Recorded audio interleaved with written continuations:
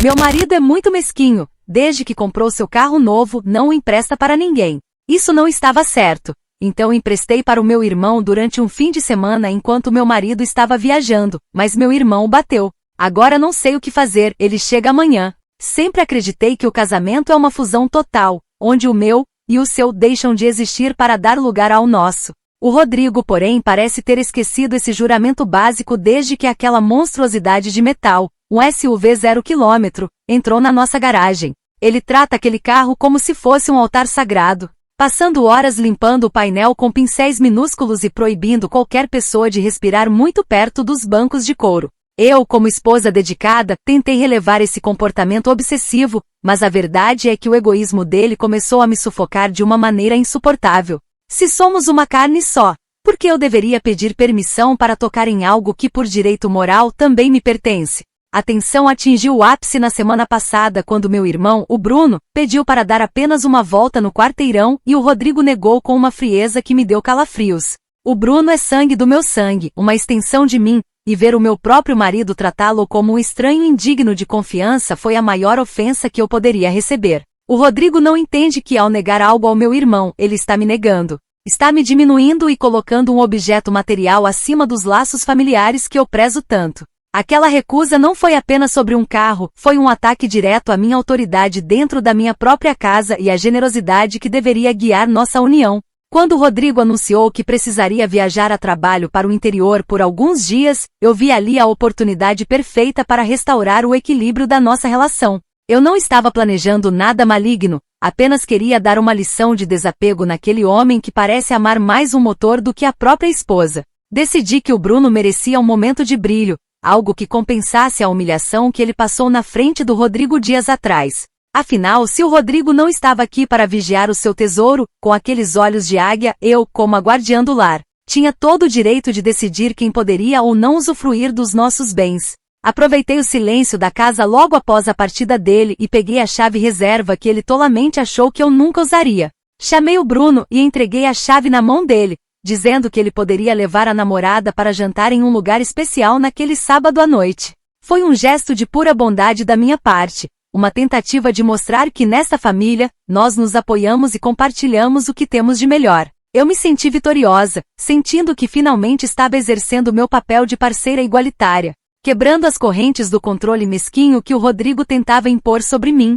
Tudo estava indo conforme o planejado até que por volta das 11 da noite, meu celular começou a vibrar freneticamente sobre a mesa de cabeceira. Era o Bruno, e o tom de voz dele me fez congelar imediatamente, pois ele mal conseguia articular as palavras entre um soluço e outro. Ele me contou que por um azar terrível e uma falta de sinalização adequada na via, acabou subindo no canteiro central e atingindo um poste de frente. O impacto não foi apenas um arranhãozinho, mas algo que parecia ter vindo direto de um filme de desastre, com a frente do carro completamente deformada. O pânico tomou conta de mim, mas não por culpa, e sim pela injustiça de como um momento de generosidade pôde terminar em uma tragédia dessas. Eu não conseguia acreditar que o universo permitiria que algo tão ruim acontecesse justamente quando eu estava tentando fazer o bem para o meu irmão. O Bruno estava desesperado, mas eu tive que manter a calma e agir rápido para proteger o que restava da minha paz de espírito antes do Rodrigo voltar. A culpa para mim era claramente das condições da estrada e da má sorte, pois o Bruno é um motorista cuidadoso que apenas foi vítima de uma circunstância cruel. Consegui contatar um guincho particular, pagando um valor absurdo por fora para que o serviço fosse feito sem registros oficiais que pudessem chegar ao conhecimento do seguro ou do Rodrigo. O carro foi colocado na garagem, já era quase madrugada, e a visão daquele SUV destruído era como uma facada no peito. Especialmente porque o radiador parecia ter explodido. O pior de tudo não era nem a estética, mas o cheiro insuportável de fluido de motor queimado e fumaça que impregnou todo o ambiente fechado. Era um odor denso, metálico e químico que parecia denunciar o crime que eu, na verdade, nunca cometi, já que minha intenção era pura. Desesperada para esconder o rastro do acidente, usei 2 frascos inteiros de spray de lavanda francesa que eu guardava para ocasiões especiais, espalhando o perfume por toda a garagem e pelo interior do veículo. O resultado foi uma mistura nauseante de flores artificiais com óleo queimado, um aroma que me dava tontura só de chegar perto, mas era o que eu tinha no momento. Eu passei o resto da noite andando de um lado para o outro, tentando me convencer de que eu poderia resolver isso de alguma forma antes do amanhecer. O Rodrigo sempre foi excessivo com suas reações, e eu sabia que ele transformaria esse pequeno infortúnio em um drama monumental, ignorando totalmente os meus sentimentos. Agora estou aqui sentada no sofá, encarando a porta da sala enquanto o relógio avança implacavelmente para o horário da chegada dele. O Rodrigo chega amanhã de manhã e eu sinto como se estivesse esperando por um carrasco, quando na verdade eu sou a única vítima dessa história toda. Ele vai focar nos faróis quebrados e no metal retorcido, sem nunca entender que o carro é apenas uma coisa, enquanto o meu desejo de ajudar minha família é eterno. A mesquinhez dele é a verdadeira responsável por esse clima de segredos, pois se ele fosse um homem generoso, eu não teria precisado agir pelas costas dele. Sinto uma revolta crescente porque sei que serei julgada por um erro que não foi meu, mas sim das circunstâncias e da imperfeição humana do meu irmão. É exaustivo ter que lidar com um parceiro que valoriza mais um bem móvel do que a lealdade e a intenção por trás das ações da sua esposa. Vou sustentar minha posição de que o que é nosso deve servir para o bem de quem amamos, custe o que custar. Se ele não consegue ver a beleza do meu gesto, o problema está na falta de caráter dele, não na minha conduta. Comentários da história principal. Usuário anônimo diz: você literalmente roubou o carro do seu marido para dar ao seu irmão que nem sabe dirigir. Não importa se você acha que tudo é nosso, você violou a propriedade e a confiança dele de uma forma doentia e agora está tentando esconder o prejuízo. Resposta da OP: você claramente não entende o que é um casamento de verdade onde não existem barreiras entre o casal. Quem casa compartilha a vida e os bens, e o Rodrigo é quem está errado por ser um materialista que prefere um pedaço de ferro à harmonia familiar. Usuário anônimo 2 diz: como é que o seu irmão consegue bater um carro indo apenas jantar? O cara sobe num canteiro e destrói um SUV zero e você ainda defende a habilidade dele? Resposta da OP: acidentes acontecem com qualquer um, as ruas estão em péssimo estado e a iluminação era péssima naquela noite. O foco deveria ser a falta de coração do meu marido que criou esse ambiente onde eu não posso nem ajudar meu irmão sem ser julgada. Atualização 1. Já se passaram 24 horas desde a última atualização e o pesadelo que eu previ começou a se materializar da forma mais irritante possível. O Rodrigo chegou de manhã cedo, com aquele sorriso de quem teve uma viagem produtiva, e meu estômago deu um nó só de pensar na reação exagerada que ele teria. Eu não tive outra escolha senão montar um cenário de vitimização antes que ele pisasse na garagem para ver o desastre. Disse a ele, com os olhos marejados, que um vândalo deve ter batido no carro enquanto eu fui rapidinho ao mercado e que, por medo de que o veículo fosse roubado ou vandalizado ainda mais na rua, eu o escondi na garagem. Ele ficou pálido na mesma hora, perdendo a cor de um jeito que me fez sentir uma ponta de raiva por ele se importar tanto com uma lataria amassada. O Rodrigo não disse uma única palavra por vários minutos, apenas caminhou até a garagem como se estivesse indo a um funeral de um ente querido. Ele ficou parado ali, olhando para os faróis quebrados e para a frente destruída do SUV com uma cara de luto que era quase ofensiva para mim, que estava ali ao lado dele precisando de apoio. Em nenhum momento ele me abraçou ou perguntou se eu estava bem ou se o tal vândalo tinha me agredido. O foco dele era inteiramente o objeto. O cheiro de lavanda francesa que eu espalhei estava tão denso e sufocante que até eu estava começando a me sentir mal, mas ele reagiu de forma ainda pior. Ele começou a tossir violentamente e a reclamar que aquele perfume dava uma dor de cabeça insuportável, como se o meu esforço para perfumar a casa fosse um ataque pessoal. Ele ignorou completamente o meu suposto susto com o acidente e começou a fungar, tentando entender de onde vinha aquele aroma químico misturado com o óleo. Eu tive que ouvir ele resmungando sobre como a lavanda estava camuflando algo, o que me deixou extremamente na defensiva, já que eu só queria deixar o ambiente agradável. A frieza dele era cortante e ele se recusava a olhar nos meus olhos enquanto analisava os danos com uma lanterna, como se fosse um perito criminal. Eu tentei me aproximar, dizendo que o importante era que estávamos juntos e que o seguro resolveria tudo, mas ele apenas se afastou. Ele parecia mais interessado em contar os arranhões do que em ouvir como eu me sentia vulnerável com toda aquela situação. É incrível como um homem pode se transformar em um estranho completo só porque um de seus brinquedos caros sofreu um dano material. Passei o resto do dia ouvindo ele fazer ligações para a seguradora e cada vez que ele mencionava o termo vandalismo eu sentia uma pontada de ansiedade, mas me mantive firme na minha narrativa. Eu não fiz nada de errado, apenas protegi o meu irmão e tentei manter a paz doméstica usando uma pequena mentira necessária. O Rodrigo é quem me obriga a agir assim com sua postura controladora e sua obsessão por manter tudo sob seu comando absoluto. Se ele fosse uma pessoa mais leve e compreensiva, a verdade seria muito mais fácil de ser dita, mas ele prefere viver nesse pedestal de perfeição.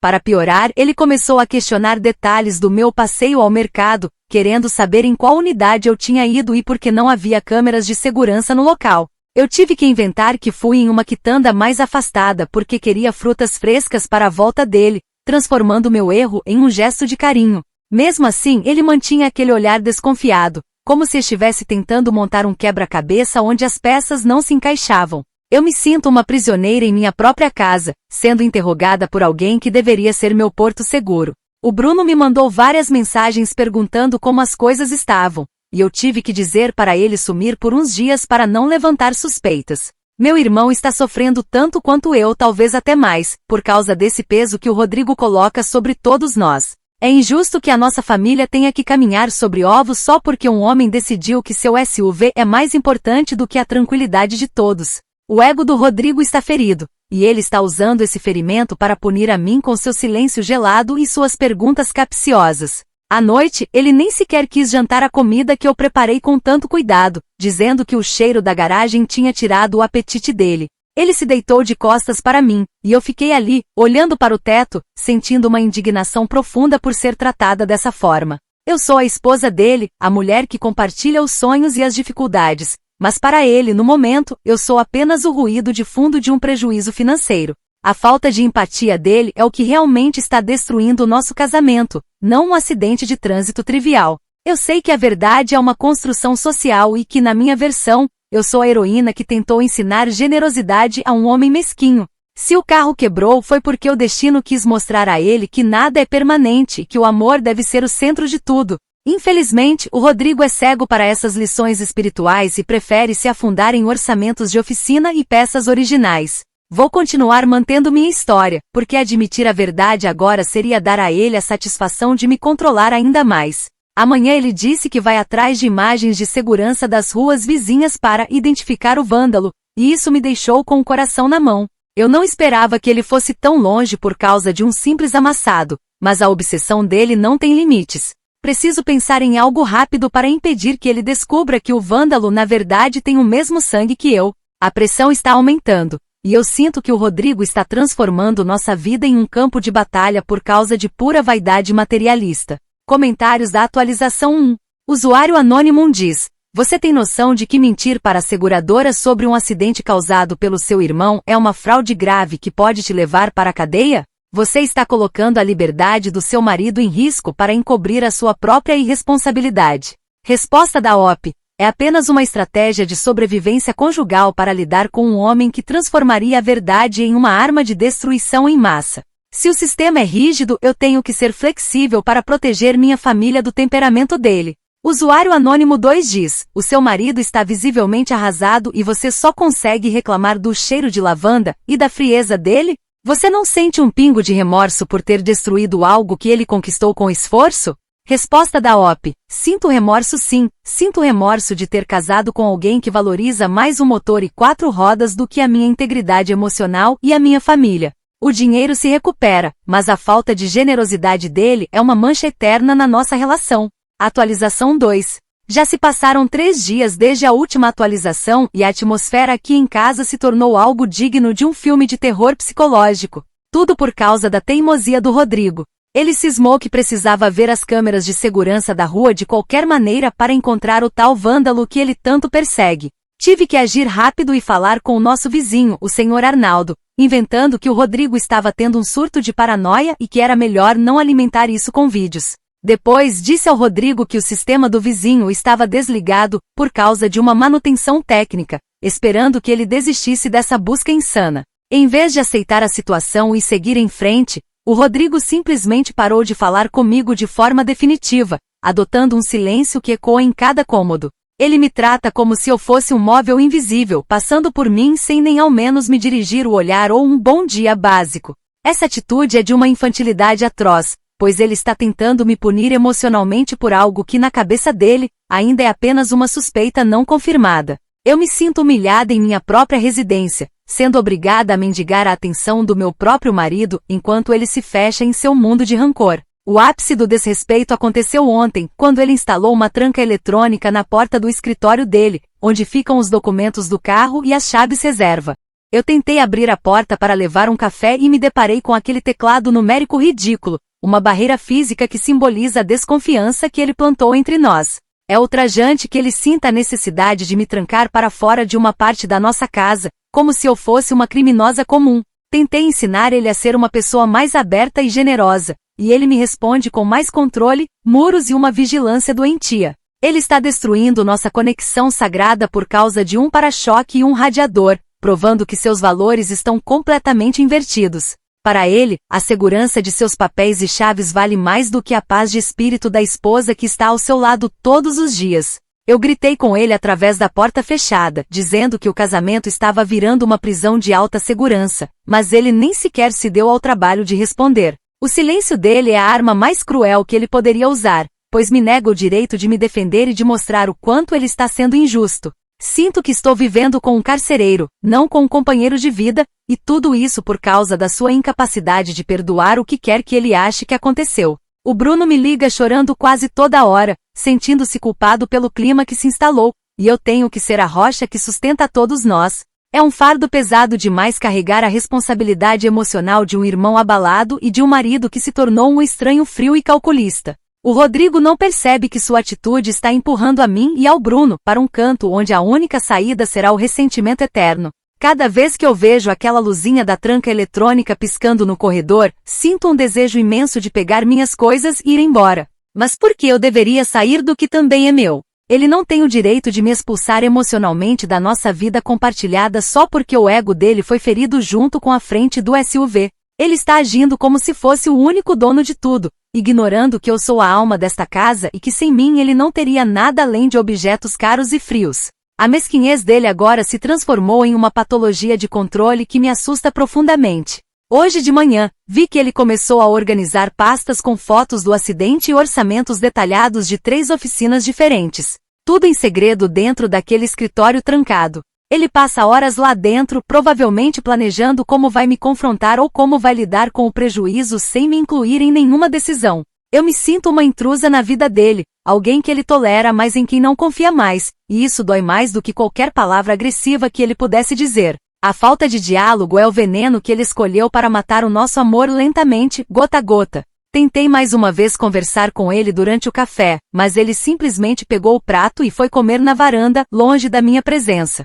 Essa rejeição física é humilhante e mostra o quanto ele é incapaz de lidar com conflitos de forma madura e empática. Ele prefere o isolamento ao perdão, prefere o metal perfeito ao coração de uma esposa que só queria ver a família unida e feliz. Estou sendo castigada por ter um coração grande demais para os padrões egoístas e ilimitados dele, e isso é de uma injustiça que clama aos céus. O Bruno perguntou se deveria vir aqui para confessar tudo e acabar com esse mistério, mas eu o proibi terminantemente de fazer isso agora. O estado de nervos do Rodrigo é tão instável que ele seria capaz de fazer algo drástico contra o meu irmão. E eu não posso permitir que o Bruno sofra as consequências da fúria dele. Eu vou continuar sendo o escudo da minha família, mesmo que isso signifique viver nesse deserto de afeto que o Rodrigo criou ao nosso redor. Se ele quer guerra, ele terá uma esposa que não se dobra diante de trancas eletrônicas ou silêncios prolongados. Nossa casa, que antes era um refúgio, agora parece um campo de batalha onde as trincheiras são feitas de desconfiança e mágoa acumulada. Eu olho para as fotos do nosso casamento na parede e me pergunto onde foi parar aquele homem que prometeu me amar e me respeitar em todas as circunstâncias. Parece que a promessa dele tinha uma cláusula de exclusão para danos em veículos motorizados, o que mostra o quão superficial era o sentimento dele. Vou resistir a esse tratamento abusivo e continuar exigindo o meu lugar de direito, custe o que custar para o seu precioso orgulho. Comentários da atualização 2. Usuário anônimo 1 diz: o Rodrigo está absolutamente certo em colocar uma tranca no escritório e parar de falar com você. Você mentiu, destruiu o bem mais caro dele, envolveu o vizinho na mentira e ainda quer posar de vítima? Ele está se protegendo de uma pessoa manipuladora. Resposta da OP. É muito fácil ser misógino e defender o controle masculino sobre a vida de uma mulher. O que ele está fazendo é violência psicológica, transformando o nosso lar em uma prisão só porque não aceita que eu tenha autonomia sobre o que é nosso. Usuário Anônimo 2 diz, e o seu irmão Bruno? Ele não vai mover um dedo para ajudar a pagar o conserto, ou pelo menos assumir a culpa para aliviar a barra para o seu lado? Que família de aproveitadores! Resposta da OP. O Bruno está psicologicamente abalado com toda essa pressão, e não pode ser pressionado com questões financeiras agora. Ele é a vítima da má sorte e da minha tentativa de ser generosa, enquanto o Rodrigo é o carrasco que só pensa em dinheiro. Atualização 3. Já se passaram uma semana desde a última atualização e a realidade finalmente resolveu me dar um golpe baixo da maneira mais traiçoeira possível. Aquele ditado que diz que a verdade sempre aparece não passa de uma maldição quando se vive com alguém tão calculista quanto o Rodrigo. O meu irmão, o Bruno, provou que não tem o menor discernimento social e postou um story no Instagram que ele achou que estava oculto para a família, mas que algum amigo invejoso fez questão de printar e enviar para o Rodrigo. No vídeo, o Bruno aparecia acelerando o SUV na noite do acidente, rindo e se gabando, momentos antes de tudo dar errado. O Rodrigo não gritou, não fez escândalo e nem sequer levantou a voz quando me mostrou o celular com a imagem estática do meu irmão ao volante. Ele simplesmente me olhou com um desprezo tão profundo que eu senti como se tivesse encolhido diante dele. Mas logo recuperei minha postura porque aquela prova foi obtida de forma invasiva. Ele não disse uma palavra sobre o acidente em si, apenas caminhou até o computador e começou a digitar freneticamente enquanto eu tentava explicar que o vídeo não provava nada. Para ele, aquela imagem foi o veredito final, e ele agiu com uma frieza que me fez perceber o quão perigoso um homem mesquinho pode ser quando se sente traído, sem qualquer aviso prévio ou discussão.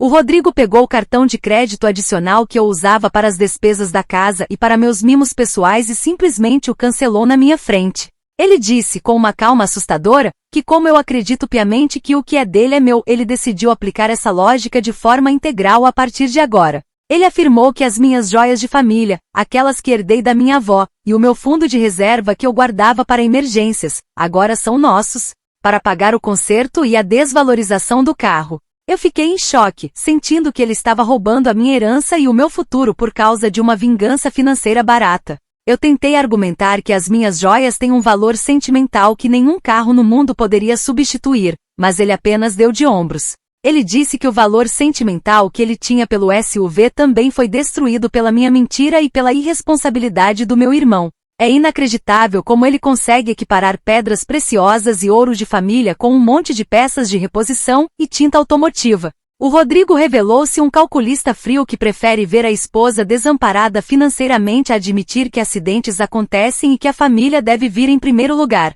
Ele começou a fazer um inventário de tudo que eu possuo, anotando valores e pesquisando preços de mercado para as minhas peças, como se fosse um leiloeiro ganancioso. Eu me sinto saqueada dentro da minha própria história, sendo obrigada a pagar por um crime de generosidade com os meus tesouros mais íntimos. O Bruno, quando soube do que estava acontecendo, teve a audácia de dizer que não poderia ajudar porque estava sem clima para lidar com o Rodrigo. Sinto-me abandonada por todos os lados, mas o Rodrigo é o vilão principal por transformar uma questão de confiança em um saque financeiro deliberado. Toda a nossa conexão, que eu lutei tanto para manter através da minha visão de união total, foi reduzida a uma planilha de Excel onde eu apareço no débito. Ele não me vê mais como a mulher que ele ama, mas como uma devedora que precisa ser espremida até pagar o último centavo do seu prejuízo material. Essa atitude mostra que ele nunca me amou de verdade, pois quem ama perdoa e entende que bens materiais são passageiros, enquanto a lealdade conjugal é eterna. Ele está usando o dinheiro como uma coleira para me punir e me humilhar, algo que eu nunca imaginei que ele fosse capaz de fazer. Passei os últimos dias tentando esconder minhas joias em lugares diferentes da casa, mas ele parece saber exatamente onde cada coisa está. O clima de desconfiança atingiu um nível onde eu não posso nem abrir a gaveta de calcinhas sem sentir que estou sendo vigiada por câmeras ocultas que ele pode ter instalado. Ele transformou nossa vida em um jogo de xadrez onde ele move as peças com uma crueldade que me dá náuseas. Eu não consigo mais reconhecer o homem com quem divido a cama, ele se tornou um monstro de ganância e rancor. O pior é a forma como ele justifica esse roubo das minhas coisas, dizendo que é apenas justiça distributiva, dentro do nosso regime de bens. Ele distorce os meus próprios argumentos sobre compartilhamento para me despojar de tudo que eu conquistei e recebi dos meus antepassados. É uma manipulação perversa da minha filosofia de vida, usada contra mim para me deixar sem chão e sem recursos. Sinto que estou sendo desmantelada peça por um homem que não tem a menor noção de misericórdia ou compreensão. Se ele acha que vai conseguir me dobrar tirando meu cartão e ameaçando minhas joias, ele está muito enganado sobre a força da minha indignação. Eu sou uma mulher que luta pelo que acredita, e se ele prefere o dinheiro ao meu amor, então ele nunca mereceu a esposa dedicada que eu sempre fui. Vou exigir que ele peça desculpas pela sua grosseria financeira e que devolva meu acesso às nossas contas imediatamente. Caso contrário, ele verá do que sou capaz quando me sinto injustiçada e acuada em meu próprio lar. Estou aqui, cercada pelo silêncio de uma casa que não tem mais risos, apenas o som do Rodrigo digitando ou conferindo preços de peças de SUV na internet. O bumerangue, como alguns chamariam, na verdade foi uma armadilha que ele preparou para me pegar, usando o erro do meu irmão como desculpa. Mas eu não vou me calar e não vou aceitar ser tratada como uma conta a ser paga. Se este casamento tem que acabar por causa da mesquinhez dele, que acabe, mas ele não levará as minhas lembranças de família com ele para a oficina. Comentários da atualização 3. Usuário anônimo diz: isso não é grosseria financeira, é justiça poética pura e simples. Você quis compartilhar o que era dele sem autorização, agora ele está compartilhando o que é seu para cobrir o prejuízo que você causou. Finalmente ele reagiu à sua altura. Resposta da OP. Você é um ser desprezível que celebra a dor alheia e a ganância de um homem que prefere notas de dinheiro ao coração da esposa. O que ele está fazendo é um roubo emocional e financeiro mascarado de justiça. Usuário anônimo 2 diz: o divórcio está vindo a galope, não é mesmo?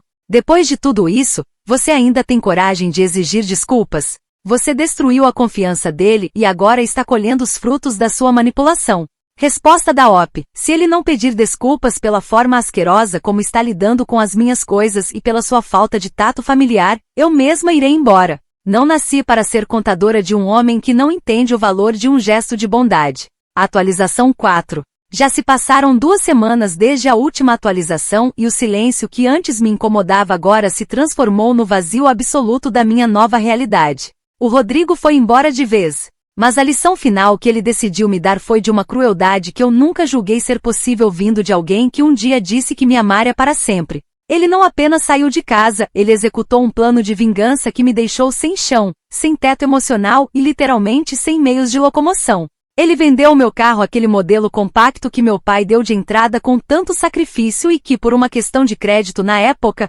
acabou ficando no nome do Rodrigo. Ele usou o valor total da venda para quitar cada centavo do prejuízo do seu precioso SUV e para cobrir a desvalorização que o acidente causou no veículo de luxo dele.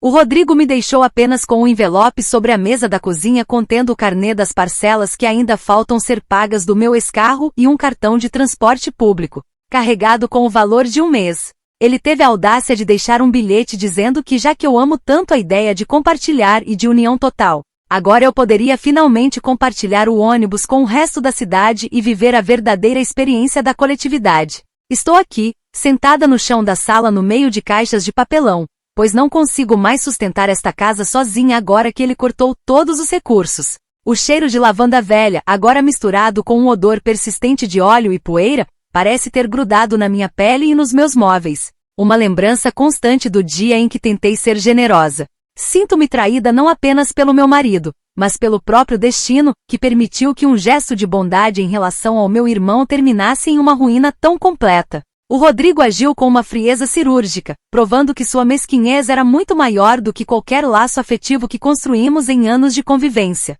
O Bruno, que foi o catalisador de toda essa desgraça, nem sequer atende mais às minhas ligações ou responde minhas mensagens desesperadas pedindo uma simples carona. Ele simplesmente sumiu, provavelmente com medo de que eu peça que ele assuma alguma responsabilidade ou que o Rodrigo vá atrás dele para cobrar o que falta. Meu próprio sangue me abandonou no momento em que eu mais precisei, deixando-me sozinha para lidar com os destroços de um casamento que ele ajudou a destruir com sua imaturidade.